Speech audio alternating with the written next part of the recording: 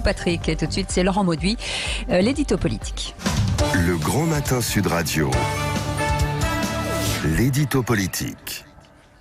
Bonjour Laurent, bienvenue. Bonjour Cécile, bonjour à tous.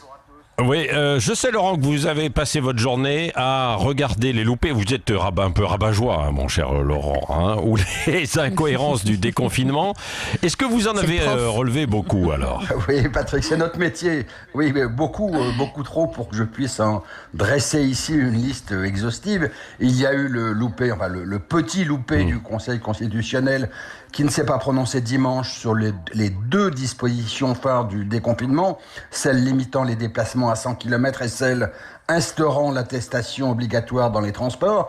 Donc il n'avait toujours pas force de loi hier. Et puis il y a eu ces rames bondées dans les transports parisiens aux heures d'affluence sur la ligne 13 du métro ou sur la ligne B du RER, où l'on a donc vu des voyageurs au coude à coude, à tout touche, au mépris des règles de prudence et de distanciation. Oui, et les incohérences, alors quelles sont-elles ?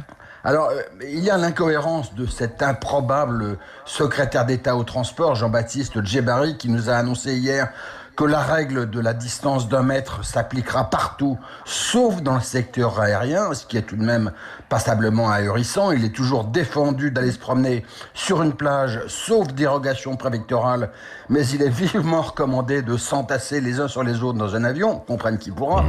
Et il y a aussi l'incohérence du ministre de l'Éducation nationale, Jean-Michel Blanquer, qui a fait la leçon hier aux parents inquiets de renvoyer leurs enfants à l'école en leur assénant cette phrase, je le cite, « Il y a plus de risques à rester chez soi que d'aller à l'école ». Or, convenez avec moi Patrick, qu'il ne faut pas manquer d'audace pour oser proférer une semblable contre-vérité. Oui, je poserai la question d'ailleurs à Sophie Cluzel, la ministre tout à l'heure. Ce qui vous choque alors ?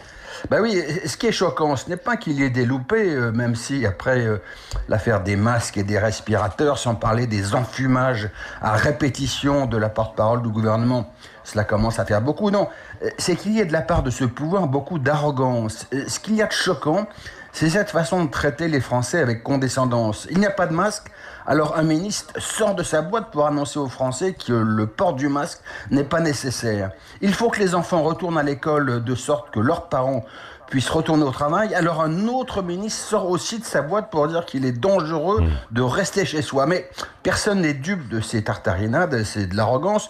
Mais c'est aussi une forme d'infantilisation du pays. C'est traiter les citoyens comme des enfants à qui on fait la morale ou que l'on punit, ce qui, en démocratie, est toujours un exercice hautement périlleux car les citoyens ont en horreur qu'on ne leur parle pas à même hauteur qu'eux. Merci Laurent Mauduit, on vous retrouve tout à l'heure pour le petit déjeuner de l'actualité à 9h avec Yves de Kerdrel, Christine Bouillot et d'autres invités. Regard libre aussi à 8h15 d'Elisabeth Lévy sur Sud Radio comme chaque jour.